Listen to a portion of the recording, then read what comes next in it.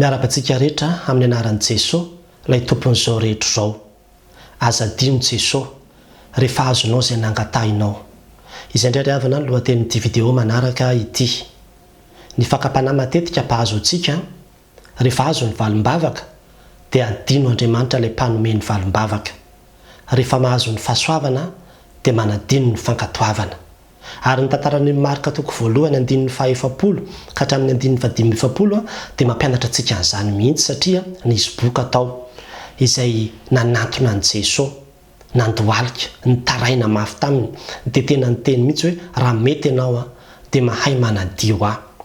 Izany hoe tena nahay nangataka izy satria tena sady nisy fanatretena, nisy fitarainana ary le vavaka izay nataony ary le teny izay niteneny dia tena teny matotra mihitsy hoe raha mety ianao zany hoe aoka ny sitraponao no tanteraka. Mahay manadio aho zany hoe tena mino aho fa mahay ianao, vitanao le izy. Ary zany mihitsy ny tena tokony fangataka ny amin'ny hoe mino Andriamanitra fa vitanao ty zavatra ty kanefa dia zao hoe aoka ny sitraponao rerany no tanteraka. Ny finoana sy ny sitrapon'Andriamanitra zany hainy tsara mihitsy ny nampiaraka azy. Dia izao anefa ry havana nosotran'ny Jesosy izy. Vokatra zany dia tena hozy ny tompo hoe mety ao izy madiovy ianao.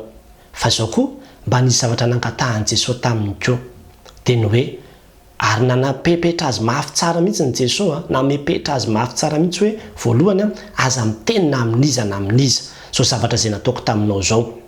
Satria Jesosy Kristy dia mbola manana programa be dia be izy ho atao ao amin'io tanàna io ka tsy tiany hoe tonga dia atao hankalazaina be zany le zavatra izay nataony fa lasa manjary maka fahavalo izy, tonga dia olona ho tezitra dia hankala azy dia tonga dia hanenjika azy dia lasa ho sahirana izy amin'le asa izay ataony. Stratégie zany le izy amin'le fomba fitorinan'ny filazantsara anatanterahany an'le izy. Dia ny faharoa dia ny hoe mandehana ny mpiseho any amin'ny mpisorona. Ny dikan'izay indray dia ny hoe mandehana satria ny mpisorona no manome zany ny alalana hoe afaka miverina amin'ny fiarahamonina indray ty olona ty. Ny mpisorona no mijery ilay hoe sitrana izy na tsy sitrana izy dia mandehana miseho any amin'ny mpisorona. Zavatra tsy maintsy atao koa zay. Ny zavatra fahatelo dia ambaranao hoe manatera ny fanadiovana anao izay nandidin'ny Mosesy.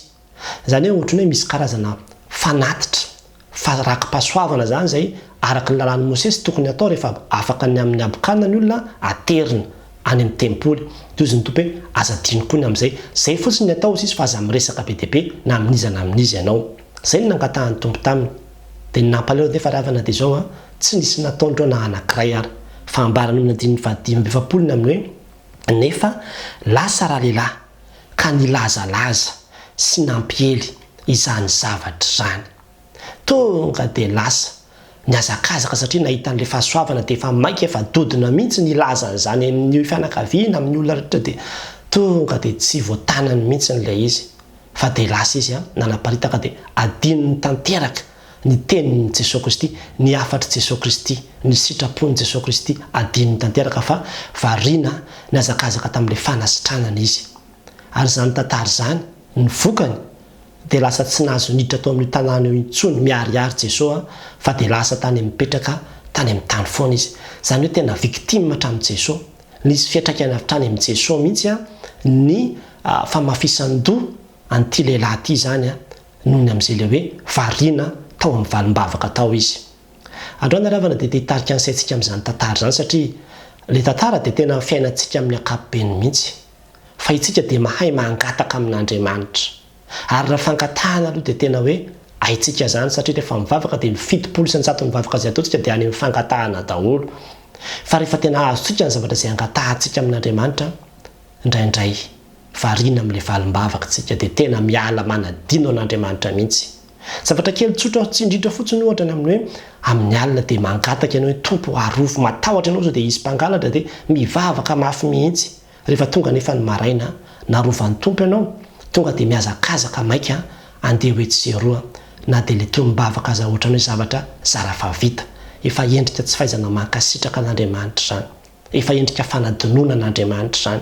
Dia tahaka an'izany koa be dia be le zavatra izay angatahantsika amin'Andriamanitra. Asa mety mangataka vola ianao, arena.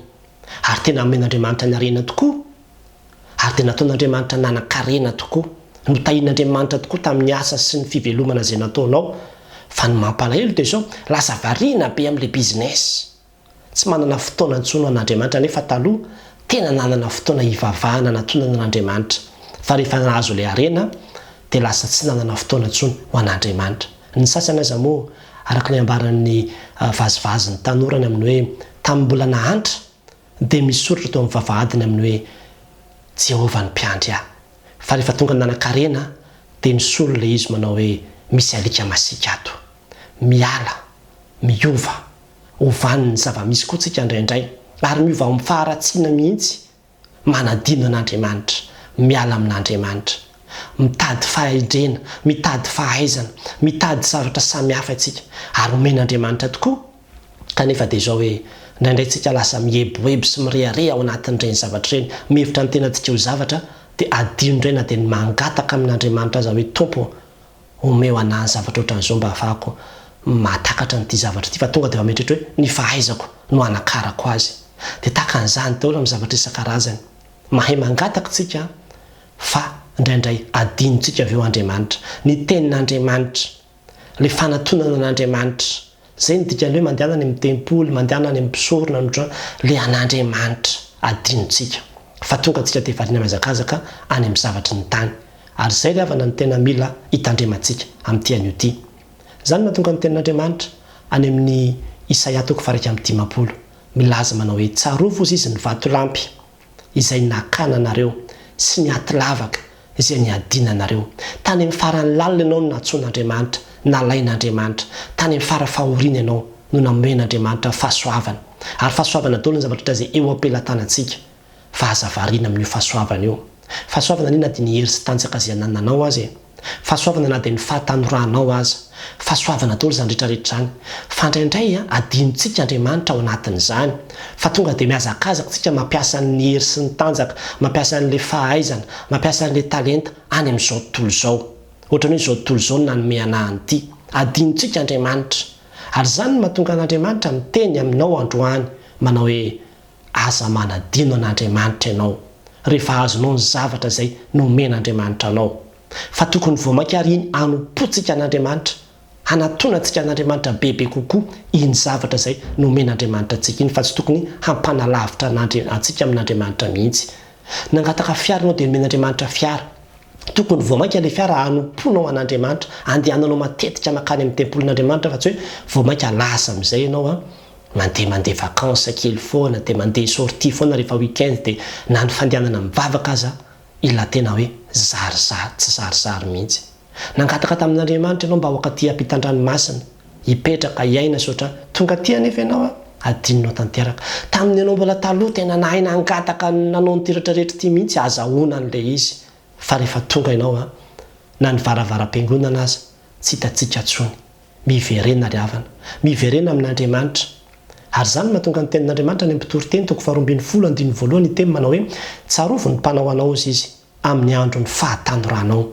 Dia ny tsy mbola tonga aminao ny teny manao hoe tsy sitrako izao, dia ny tsy mbola ho alain'Andriamanitra aminao, dia ny tsy mbola hanenina ianao dia tsarovy Andriamanitra, aza manadino an'Andriamanitra ao anatin'io fahasoavana be izay anananao io.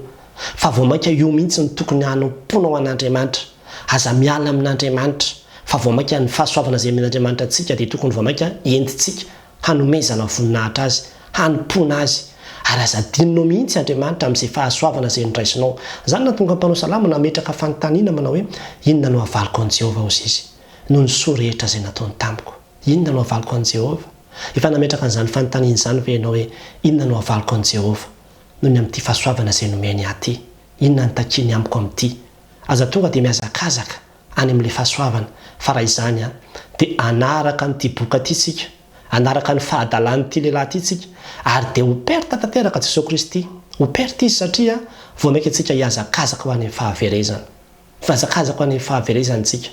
Fa izao ny namonjeny ianao, ny nanafahany ianao, ny nanomezany ianao an'io zavatra io dia mba hahatonga anao hanantona azy. Taka ilay boka anankiray koa, folo lahy no sitrana, ny anankiray nahatsiaro hoe sitrana andeha hanantona an Jesosy Kristy, andeha hiverina ihany koa akeo anatrehany. Zay mihitsy ny fanasitranana izay omen'Andriamanitra anao, ny fahasoavana izay omen'Andriamanitra anao dia tena hoe tiany hiankofanao anatrehany, hiverenanao aminy, anatonanao azy bebe kokoa hatrany. Fa tsy hoe tamin'ny hantra manantona azy, fa rehefa manan-karena tsy misy ilavako an'Andriamanitra izany ntsony. Tsy izany ry havana, tsy ny arena ny mamaka an'Andriamanitra aminao fa ianao ilay manantona azy. Ka rehefa ohatra ka manalavitra anazy tsika dia mety ho kasihany indray ilay arena, ho kasihany indray ilay zavatra, dia eo tsika ho sahirana indray dia iodikodina lava eo.